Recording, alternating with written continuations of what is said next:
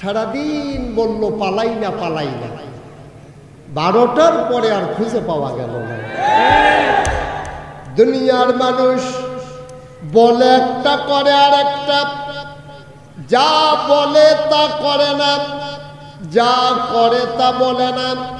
আগের দিন আর নাই, মন যা চায় তা বলবা সেই দিন নাই। আজকে হিসাব মিলানোর পালা 50-50 চার্জ। ওলামায়ে কেরাম কারো কাছে দাসখত দেয় নাই।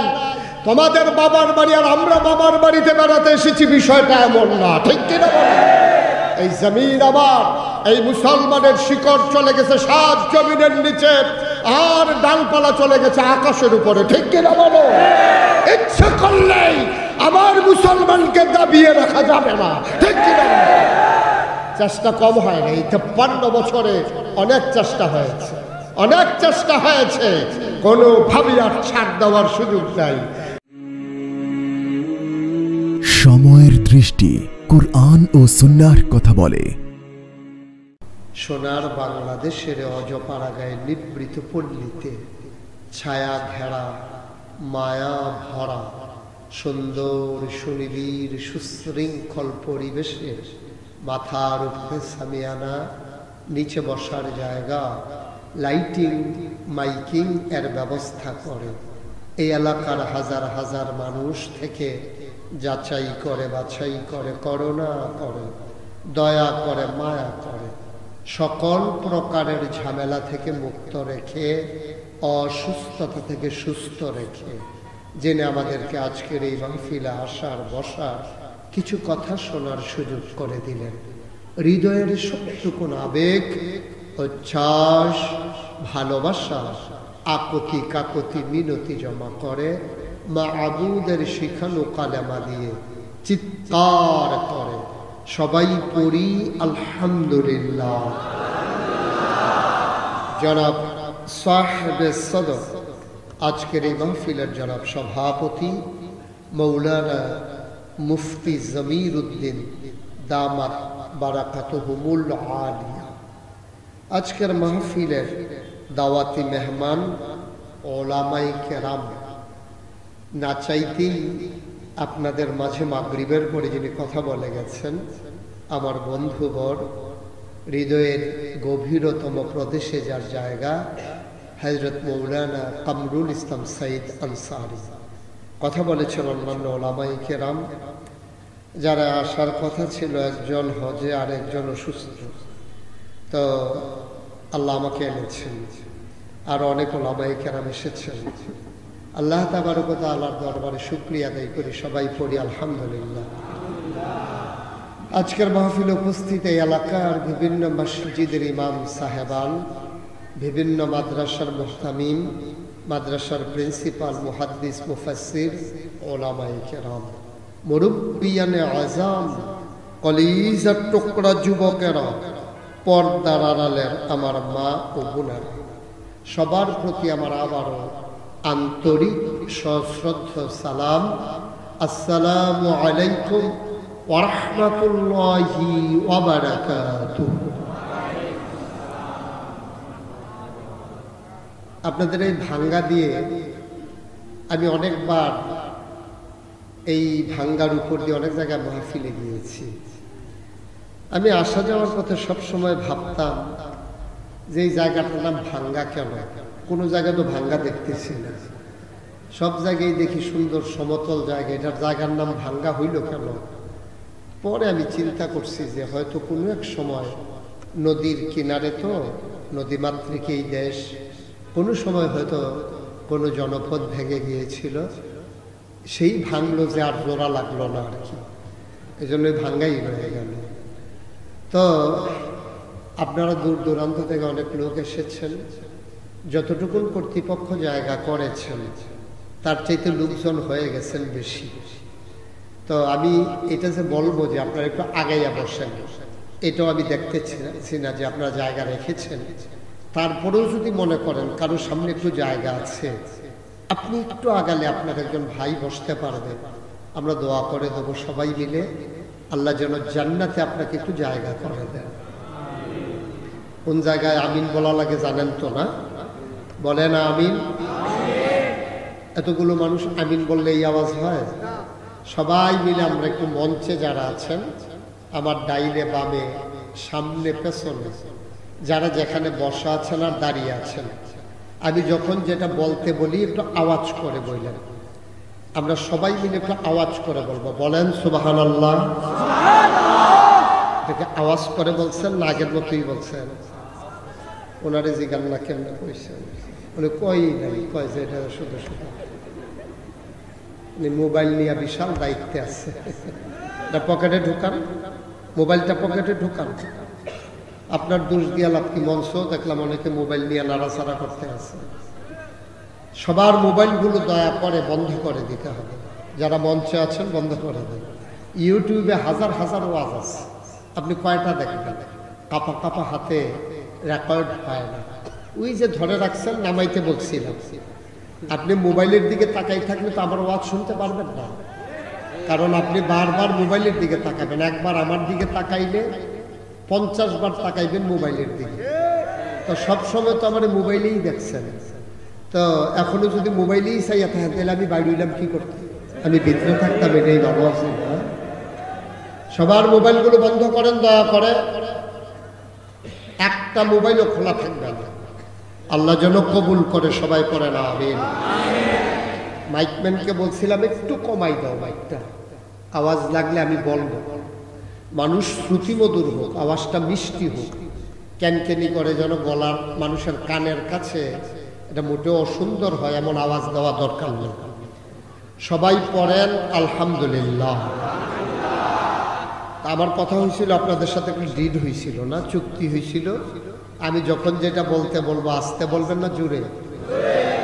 দুই একজন বলবেন না সবাই মিলে? দুই একবার না বারবার?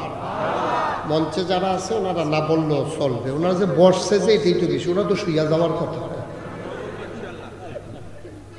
বলেন সুবহানাল্লাহ, বলেন আলহামদুলিল্লাহ, বলেন আল্লাহু আকবার। শুকরিয়া আদায় করলাম কার? করব কার? করে যাব কার? লস না লাভ? কম না বেশি? প্রমাণ আছে নাকি নাই? আমার আল্লাহ রাব্বুল আলামিন কোরআনুল কারীমের কত সুন্দর করে ওয়াজ করে দিলেন। আল্লাহ বলেন লা ইন শাকারতুম লা আযীদান্নাকুম। ও দুনিয়ার মানুষ, নিয়ামত পেয়ে যদি শুকরিয়া আদায় করবে, যেই নিয়ামত পেয়ে শুকরিয়া আদায় করবে, শুকরিয়া আদায়ের কারণে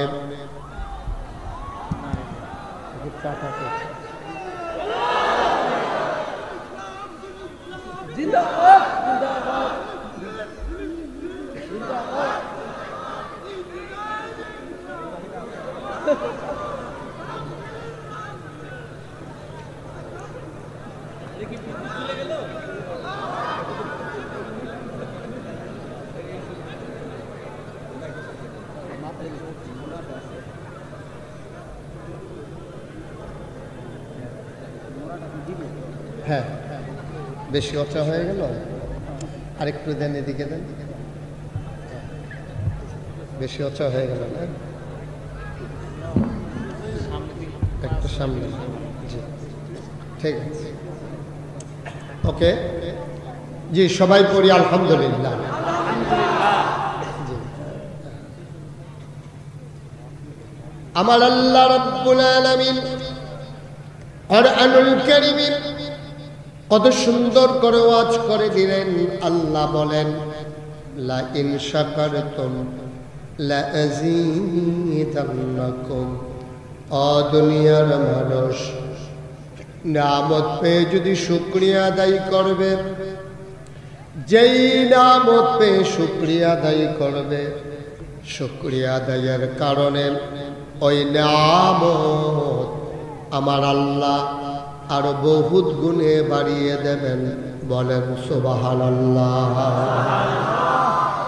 আমার আল্লাহ যা বলেন তা করেন নাকি করেন না? কম কম না বেশি বেশি? প্রমাণ আছে নাকি নাই? কুরআনুল কারীমে 30 পারায় সূরা বুরুজের শেষ অংশে আল্লাহ কত সুন্দর করে ওয়াজ করে দিলেন। আল্লাহ বলেন ফাআলুন লিমা ইউরিদ, আমার আল্লাহ এমন আল্লাহ, তার যা মন চায় ওই কাজটাকে আমার আল্লাহ বেশি বেশি করে দেন। বলেন সুবহানাল্লাহ। আল্লাহ দুনিয়ার মানুষের মতো না। দুনিয়ার মানুষ বলে একটা করে আর একটা, ঠিক কিনা? সারাদিন বলল পালাই না পালাই না, 12টার পরে আর খুঁজে পাওয়া গেল না। দুনিয়ার মানুষ বলে একটা করে আর একটা, যা বলে তা করে না, যা করে তা বলে না। আমার আল্লাহ তাবারক ওয়া তাআলা তিনি যা বলেন তিনি তাই করে দেন। তিনি কখনো ওয়াদা খেলাফ করেন না। তিনি নিজেই নিজের ব্যাপারে ওয়াজ করে দিলেন। আল্লাহ বলেন ইন্নাকা লা তুখলিফুল মিআদ, আমার আল্লাহ এমন আল্লাহ, তিনি যা ওয়াদা করেন ওয়াদার খেলাফ করা আমার আল্লাহর জন্য শোভা পায় না। বলেন সুবহানাল্লাহ। এই আল্লাহ আছেন নাকি নাই? ছিলেন নাকি ছিলেন না? থাকবেন নাকি থাকবেন না? আমার এই আল্লাহ কয়জন? জোরে কন, আর জোরে, মধুর সুরে সবাই মিলে মন প্রাণ উজাড় করে গলা ছেড়ে দিয়ে মধুর কণ্ঠে ভাঙ্গার জমিন কাঁপিয়ে দিয়ে রাতের নিস্তব্ধতা ছিন্ন ভিন্ন করে চলো আল্লাহকে সবাই মিলে একটা ডাক দেয়। আল্লাহ, ও প্রাণের আল্লাহ, তুমি লাম ইয়ালিদ ওয়ালাম ইউলাদ ওয়ালাম ইয়াকুল লাহু কুফুয়ান আহাদ, তিনি কারো থেকে জন্ম নেন নাই, তিনি কাউকে জন্ম দেন নাই। অবন্ধু, দুনিয়ায় পীরের মতো পীর হয়, নেতার মতো নেতা হয়, মন্ত্রীর মতো মন্ত্রী হয়, আমার আল্লাহর কি মতো হয়? আমার আল্লাহর কি নমুনা হয়? আমার আল্লাহর কি ডুপ্লিকেট হয়? আমার আল্লাহর কি মডেল হয়? আমার এই আল্লাহ কয়জন? জোরে কন, আর জোরে, মধুর সুরে সবাই মিলে মন প্রাণ উজাড় করে দিয়ে চলো সবাই মিলে জানিয়ে দেই লা ইলাহা ইল্লাল্লাহ, লা ইলাহা, জোরে জোরে লা ইলাহা, আর জোরে লা ইলাহা, মধুর সুরে লা ইলাহা, মাশাআল্লাহ লা ইলাহা। আসমান জমিন গায়রুল্লাহ, পাহাড় পর্বত গায়রুল, আসমান জমিন গায়রুল্লাহ, পাহাড় পর্বত গায়রুল্লাহ, শুধু তুমি মাবুদ এক আল্লাহ, লা ইলাহা লা ইলাহা, জোরে জোরে লা ইলাহা,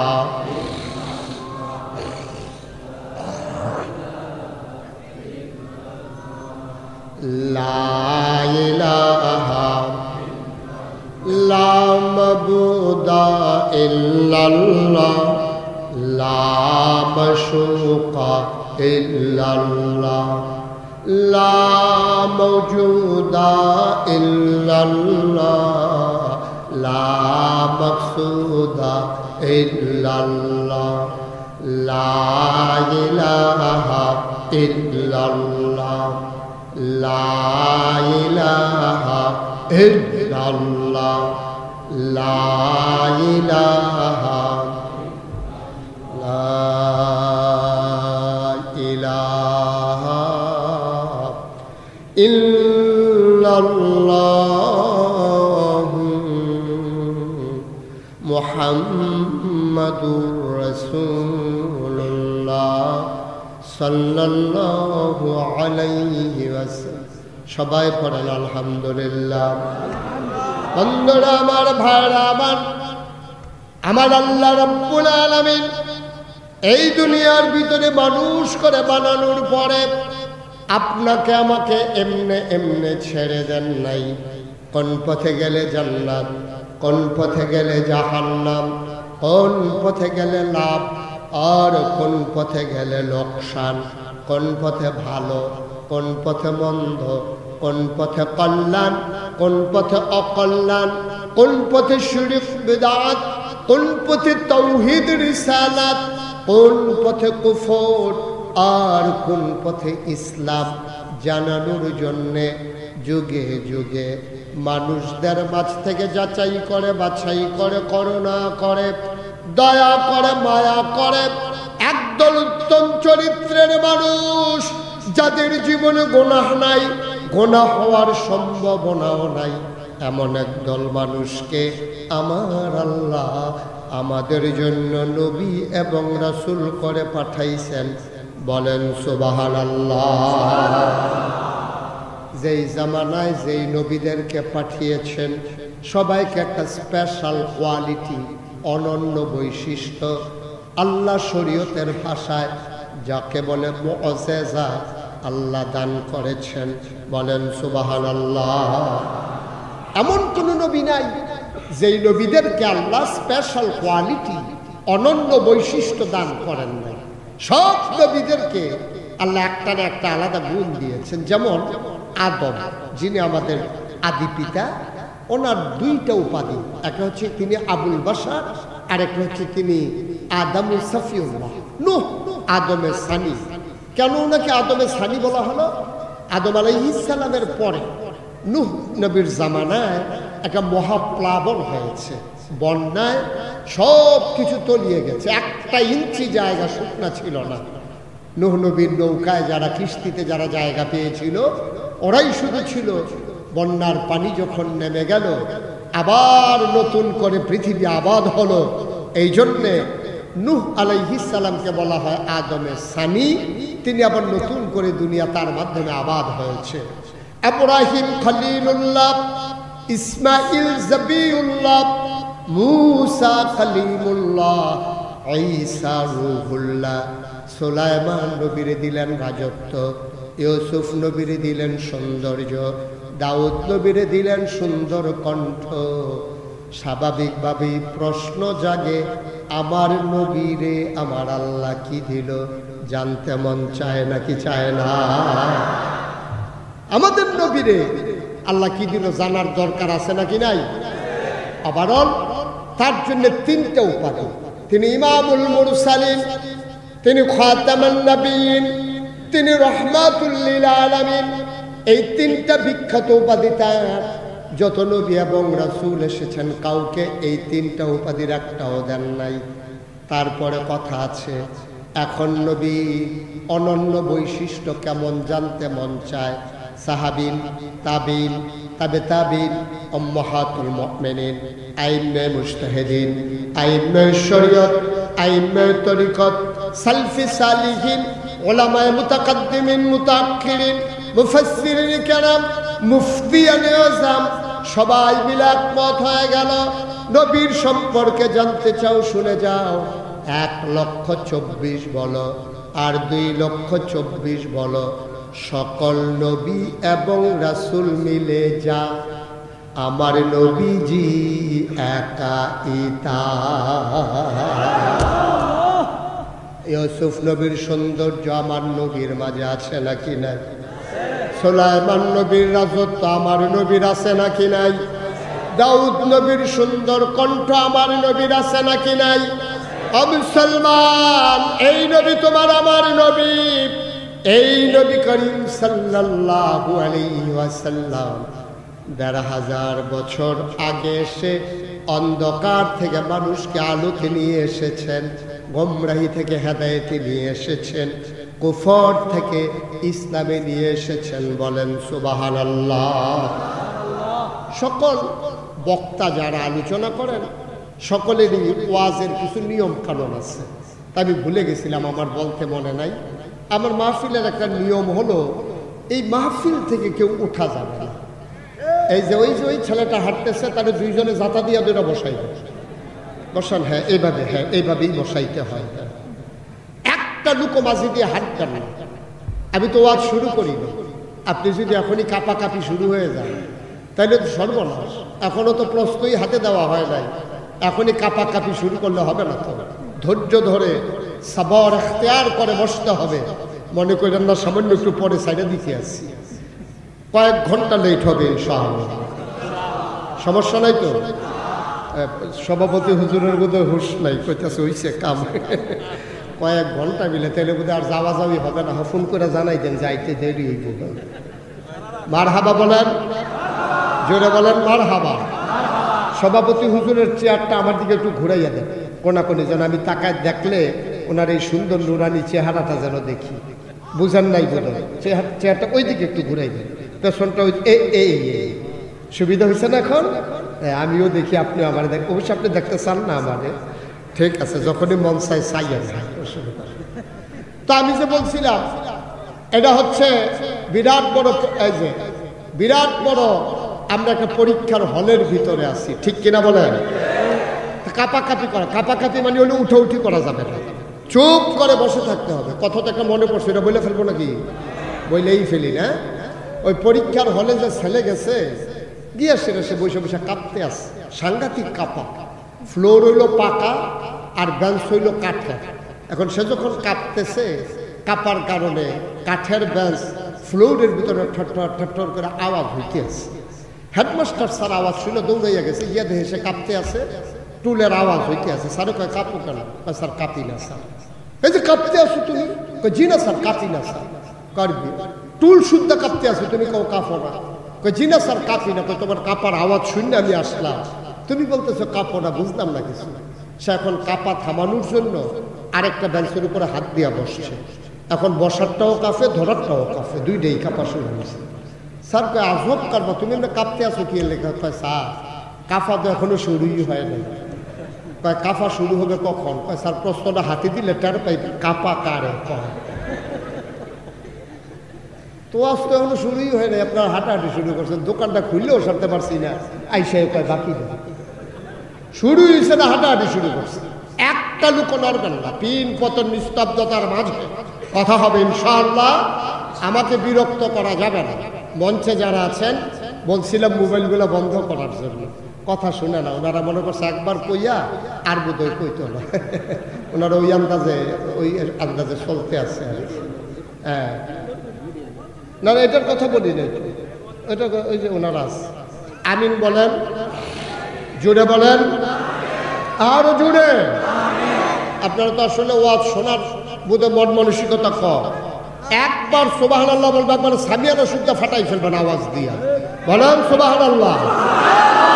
এটা এতক্ষণ আওয়াজ হয়েছে, তাও তো সভাপতি হুজুর কইছি না। টের পাইবেন যখন হুজুরে কইব, এবার কইব, এবার বলবেন ইনশাআল্লাহ। বলেন আলহামদুলিল্লাহ। বলছে আমি সাক্ষী। বলেন মারহাবা। যেই কথাটুকু বলছিলাম, আল্লাহ তাবারক ওয়া তাআলা সেই নবী আমাদেরকে দিয়েছেন। নবী কি ছোট না বড়? শুধু কি তাই? আপনি তো আল্লাহকেই চিনেন, আপনি আল্লাহকে চিনছেন কিছু? আপনি আল্লাহ সম্পর্কে কোনো ধারণা নাই। এই যে সামান্য একটা প্যান্ডেল করেছে, এই সামান্য প্যান্ডেলটা টানাইতে 1 2 3 4 সারি খুঁটি বসানো লাগছে, ধর্নার বাঁশ, রশির বাঁধ, কাপড়ের টানা, কত কিছুর পরে এই প্যান্ডেলটা টানানো লেগেছে। আপনি কি খেয়াল করে দেখেছেন? এই যে বিশাল একটা আকাশ আমার আল্লাহ টানাইলেন, একটাও খুঁটি নাই। সুবহানাল্লাহ বলবেন না? আপনি আমার আল্লাহকে চিনেন নাই, এ বিশাল আকাশ বানালেন, একটাও খুঁটি আল্লাহ লাগান নাই। আমি মাহফিলে গিয়েছিলাম খাগড়াছড়ি, ওখানে উঁচু একটা পাহাড় আছে, তারে বলে আলু টিলা। ওই আলু টিলায় আমাকে উঠানো হলো। ওইখানকার যিনি এমপি, ওরা আমাকে বললেন হুজুর চলেন দেখে আসি উঁচু পাহাড়। যেখানে আকাশ গাছের মাথায় লেগে থাকে, ঘুরে ঘুরে একটু দেখবেন। আমি উঠলাম, আমাকে ধরে ওঠানো হলো। পাহাড়ের টিলায় উঠে, উঁচু মিনারায় উঠে আমি এদিক সেদিক খুঁজতেছিলাম। এমপি সাহেব আমার জিজ্ঞেস করে, হুজুর কি তালাশ করেন? আমি বললাম, তালাশ করতে আসি আকাশ টানাইতে এই পাহাড়ের উপরে কোনো খুঁটি আছে নাকি। এত উঁচু পাহাড়, এখানে কোনো খুঁটি টুটি আছে নাকি, এটা একটু দেখার জন্য খুঁজতেছি। উনি আমার দিকে হাসি দিয়া কয় যে, হুজুর আমি কয়েকবার উঠছি, কয়েকবার দেখছি, নাই, এখানে কোনো খুঁটি টুটি নেই। আমি সিলেটে গেলাম, হাদারপাড়, গোয়ানঘাট, খাসিয়াপল্লী, ওখানে উঁচু পাহাড়, ওখানেও কোনো খুঁটি নাই। তাহলে আকাশ বানালেন খুঁটি ছাড়া, জমিন বানালেন সমতল করে। পৃথিবী যেন হঠাৎ করে নড়ে চড়ে না উঠে, জায়গায় জায়গায় আল্লাহ পেরেক বসাই দিলেন। তুমি যদি বলো পেরেক কই, আমি বলবো মাটির নিচে। তুমি যদি বলো পেরেকের মাথা কই, আমি বলবো খাগড়াছড়ি, বান্দরবন, রাঙ্গামাটি, ময়নামতি, ক্যান্টনমেন্ট, সিলেটের গারো পাহাড়, সব খুঁজে খুঁজে দেখো। তোমরা যাকে বলো পাহাড়, আল্লাহর কোরআন তাকেই বলে ওই পেরেকের মাথা। বলো সুবহানাল্লাহ। তাহলে কি দাঁড়ালো? আকাশ বানালো খুঁটি ছাড়া, জমিন বানালো সমতল করে, পাহাড় বানালো পেরেকের মাথা করে। শুধু কি তাই?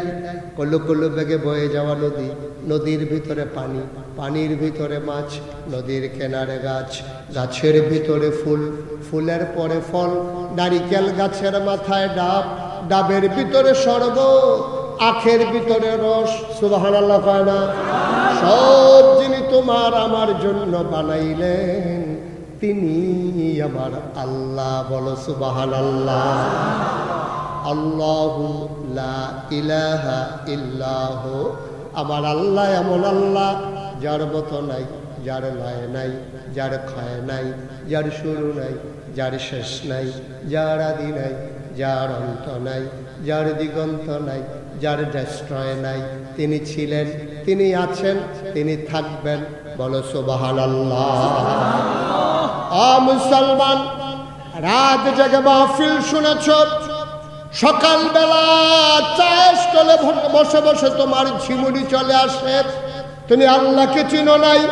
আল্লাহু লা ইলাহা ইল্লাহু হুয়াল হাইয়ুল কাইয়্যুম লা তা'খুযুহু সিনাতুন ওয়ালা নাওম। ঘুম তো দূরের কথা, আমার আল্লাহ ঘুমের আগে ঝিমুনি আমার আল্লাহকে ছুঁইতেও পারে না। বলো সুবহানাল্লাহ। এই আল্লাহ তোমার আমার আল্লাহ। ও বন্ধু, ১৫০০ বছর আগে যখন নবী পাঠালেন, নবী এসে দ্বীনের দাওয়াত দিলেন, ৪০ বছর বয়সে নবীর নবুয়ত প্রকাশ পেল। তিনি সবাইকে ডাকলেন, কুলু লা ইলাহা ইল্লাল্লাহ। তোমরা সবাই পড়ো লা ইলাহা ইল্লাল্লাহ। মানুষগুলো হয়ে গেল দুই ভাগ, একদল আল্লাহওয়ালা, আরেক দল শয়তানওয়ালা, একদল জান্নাতি, আরেক দল জাহান্নামী, একদল ফেরেশতার চাইতে উত্তম, আরেক দল জানোয়ারের চাইতে খারাপ। ঠিক কিনা? কয় ভাগ? কথা বলো, কয় ভাগ? মানুষগুলো হয়ে গেল দুই ভাগ। একদল আল্লাহওয়ালা, ওরা কারা? আবু বকর, ওমর, উসমান, আলী, তালহা, জুবাইর, আব্দুর রহমান ইবনে আউফ, সাদ ইবনে রাবিয়া, আব্দুল্লাহ ইবনে আব্বাস, আব্দুল্লাহ ইবনে ওমর, আব্দুল্লাহ ইবনে মাসউদ।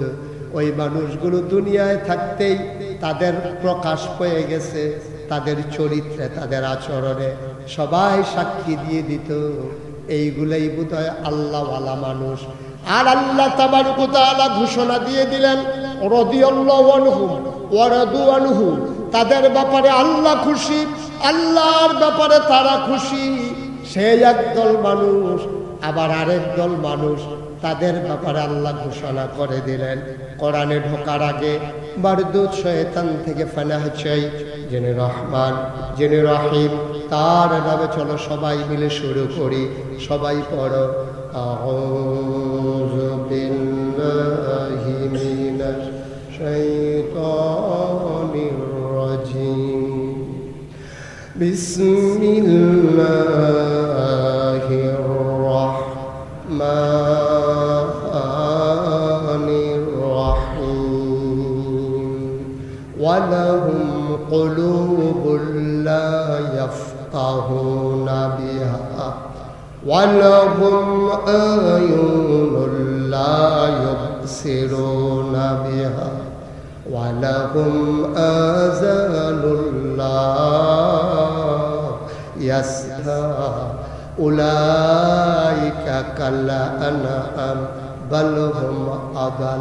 আল্লাহ কয়, ও ফরিদপুরের মানুষ, ও ভাঙ্গার মানুষ, ও বসা মানুষ, ও দাঁড়ানো মানুষ, ও পুরুষেরা, ও মহিলারা, ও যুবকেরা, ও বৃদ্ধ বাবারা, আলেম ওলামারা, সাধারণ মানুষ যারা, মন দিয়ে শুনো। আল্লাহ কয়, দুনিয়ার ভিতরে একদল মানুষ আছে, ওয়ালাহুম কুলুবুল লা ইয়াফকাহুনা বিহা, তাদের মন আছে তারা বুঝে না, ওয়ালাহুম আয়ুনুল লা ইউবসিরুনা বিহা, তাদের চোখ আছে তারা দেখে না, ওয়ালাহুম আযানুল লা ইয়াসমাউনা বিহা, তাদের কান আছে তারা শুনে না। আমরা বলি আল্লাহ এটা আবার কেমন মানুষ? মন আছে বুঝে না, চোখ আছে দেখে না, কান আছে শুনে না, এটা আবার কেমন মানুষ? আমি বলি, আল্লাহ বলেন, আমি কি বলছি নাকি এটা মানুষ? উলাইকা কাল আনাম, ওরা হলো চতুষ্পদ জানোয়ারের মতো। আমরা বলি আল্লাহ সে কি জানোয়ার? আল্লাহ কয় না, জানোয়ারেরও কিছু বুঝ আছে, বাল হুম আদাল, এটা জানোয়ারের চাইতে আরো নিকৃষ্ট, ঠিক কিনা? বাংলাদেশে এমন মানুষ আছে নাকি না? মন থাকার পরে বুঝে না, চোখ থাকার পরে দেখে না, কান থাকার পরে শুনে না, এইরকম মানুষ বাংলাদেশে আছে নাকি নাই? ঢাকা রাজধানীতে, ঢাকা ইউনিভার্সিটিতে গত কয়েক বছর আগে একটা সেমিনার হলো, সিম্পোজিয়াম হলো, কোনো একটা কনফারেন্স হলো, শত শত মানুষের সামনে। ঢাকা ইউনিভার্সিটির এক প্রফেসর, এটা কিন্তু চারটিখানি কথা নেই, ঢাকা ইউনিভার্সিটিতে ছাত্র হিসাবে চান্স পাওয়া এটি তো বিরাট বড় ব্যাপার। আর উনি ওখানকার প্রফেসর, উনি শত মানুষের সামনে কি বলছে জানেন? উনি ডাক দিয়া বলতেছে, এই শোনো, যেই সব মেয়েরা পর্দা করে, খুব খেয়াল করে, যেই সব মেয়েরা পর্দা করে, হিজাব লাগায়, নিকাব পরে, বুরকা পরে, এইসব মেয়েরা ঢাকা ইউনিভার্সিটিতে পড়ার দরকার নাই। আপনাকে সবাই একমত? সবাই একমত? মনে করেন আমাদের এই আজকের সভাপতি যিনি, হুজুরের একটা মেয়ে খুব মেধাবী, ভালো লেখাপড়ায় ভালো, ও লেখাপড়া করে, ঢাকা ইউনিভার্সিটি চান্স পেয়ে গেছে, তো হুজুরের মেয়ে পর্দা করবে, এটাই তো স্বাভাবিক। এখন হুজুরের মেয়ে বুরকা পরে কেন? এই জন্য ঢাকা ইউনিভার্সিটিতে পড়তে পারবে না, এটা কি আপনারা মানেন? আর জুড়ে পানা মানেন? আপনারা মানেন না। কেন মানেন না? যেহেতু এই বাংলাদেশটা শতকরা ৯২ জন লোক মুসলমান, ঢাকা ইউনিভার্সিটিতে হয়েছে মুসলমানের সম্পদ জমির উপরে, মুসলমানদের টাকা দিয়ে। ওই প্রফেসর বেটা তো জানে না যে ওর বেতন কোত্থেকে নেয়। আমার রিক্সাওয়ালা যখন একটা বনরুটি খায়, পাউরুটি খায়, এটার একটা ভ্যাট 15% সরকারের ঘরে জমা হয়, ঠিক কিনা বলেন? আমার রিক্সা শ্রমিক, খেটে খাওয়া জনতা, আমাদের রক্তের টাকায় ওদের ইউনিভার্সিটির প্রফেসরদের বেতন হয়। ও জানে না কোন দেশে বলে কথা বলছে, যেই দেশে শতকরা ৯২ জন লোক মুসলমান, যেই দেশ মসজিদের দেশ, যেই দেশ আলেম ওলামার দেশ, যেই দেশ মাদ্রাসার দেশ, যেই দেশে হক্কানি পীর মাশায়েখেরা নেংটির বদলে লুঙ্গি পরা শিখিয়েছে, হররামের জায়গায় কলমা পড়তে শিখিয়েছে, শ্রীর জায়গায় মোহাম্মদ লিখতে শিখিয়েছে, টিকির বদলে টুপি পড়তে শিখিয়েছে, যেই দেশের মুসলমানেরা এশার নামাজ পড়ে দুরূদ পড়তে পড়তে ঘুমোতে যায়, আবার ফজরের আজানে যেই দেশের মানুষের ঘুম ভাঙ্গে, ওই শতকরা ৯২ জন লোক মুসলমানের দেশে ঢাকা রাজধানীতে শীততাপ নিয়ন্ত্রিত কক্ষে বসে পুলিশ পাহারায় ইসলামের বিরোধিতা করা সহজ।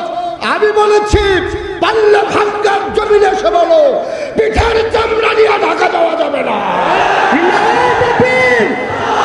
লিল্লাহি তাকবীর। ইসলামের শত্রুরা, ইসলামের শত্রুরা, নারায়ে তাকবীর। ইসলামের শত্রুরা, হাই হাই নাই নাই, নারায়ে তাকবীর। মাদ্রাসার শত্রুরা, উলামায়ে কেরামের শত্রুরা, নারায়ে তাকবীর। গতকালকে আমার মাহফিল ছিল ঢাকা গুলশানে, সেখানেও দেখলাম সবাই ইসলামের শত্রু যারা তারা সাবধান করতে আসছে। কয় যে ইসলামের শত্রুরা হুঁশিয়ার, ওরা তো এমনিই সাবধান, আপনারা যে আরো সাবধান করে দিতে আছেন, কেমনে কি হবে কন? ওরা তো যা করতে আছে সাবধানই করতে আছে, ঠিক কিনা কন? ওদেরকে সাবধান করার দরকার নাই, ওরা যা মন চায় বলো, যেন ফরিদপুরের জমিনে পাইলে পিটাইতে সুবিধা হয়, ঠিক বলতে দেন, আসল চরিত্র বেরো হয়ে যায়। আপনি যদি সাবধান করে ধরতে তো আর কইতো না। আপনি সুরে যখন সুরের ঘরের ভিতরে ঢুকতে আসে, আপনি যদি বলেন এই চুর সাবধান, তো দৌড়াই পালাই যাবে, আপনি পাইবেন কই? আপনি কিচ্ছু বলার দরকার নেই, যখন ঢুকবে তখন ধরবেন, ঠিক কিনা বলেন? সুবিধা মতো আমরা ধরবো ইনশাআল্লাহ। আগের দিন আর নাই, মন যা চায় তা বলবা সেই দিন নাই। আজকে হিসাব মিলানোর পালা, 50-50 চান্স।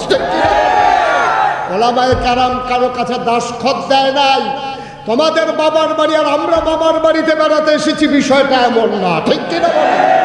এই জমিন আবার, এই মুসলমানের শিকড় চলে গেছে 7 জমিনের নিচে, আর ডালপালা চলে গেছে আকাশের উপরে, ঠিক কিনা বলো? ইচ্ছে করলেই আমার মুসলমানকে দাবিয়ে রাখা যাবে না, ঠিক কিনা? চেষ্টা কম হয় না, এই 53 বছরে অনেক চেষ্টা হয়েছে, অনেক চেষ্টা হয়েছে, কোনোভাবেই আর ছাড় দেওয়ার সুযোগ নাই। ওই ইমাম সাহেবকে মসজিদ কমিটির সভাপতি বলবা যে হুজুর বাজারের ব্যাগটা একটু আমার ঘরে পৌঁছে দিয়ে, সেই দিন শেষ। এখন ইমামের ব্যাগ সভাপতি বাড়িতে দিয়ে আসবে, ঠিক কিনা বলে? সেই দিন শেষ। অনেক হয়েছে, কথায় কথায় ইমামের ইমামতি নাই, মোহতামের মোহতামিমগিরি নাই, আজব কারবার। চাকরি এখন আমরা দেব, ঠিক কিনা বলে? থাকলে আমাদের অধীনস্থ হয়েই থাকতে হবে, যেহেতু 92% জন লোক মুসলমান। ইমামতির জায়গায় আমাদেরকে দিতে পারো, আর সমাজের নেতৃত্ব করবা তোমরা, সেই দিন আর হবে না ইনশাআল্লাহ। নামাজের ভিতরে ইমামের কথায় যেমন তুমি বাঁকা হও, ইমামের কথায় যেমন তুমি সেজদায় যাও, সমাজেও ইমামের কথাই তোমাকে চলতে হবে, ঠিক কিনা?